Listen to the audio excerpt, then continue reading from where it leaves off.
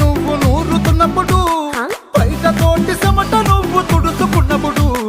దండాన నీ సొక్కారేస్తున్నప్పుడు నీ ఒంటి వాసన తెగ గుర్తొచ్చినప్పుడు రెండు చేతులెత్తి చుట్టు మలిసినప్పుడు జండు కత్తుకొని పడుకున్నప్పుడు అలసిపోయి నువ్వు ఆవలించినప్పుడు వచ్చుండై ఫీలింగ్స్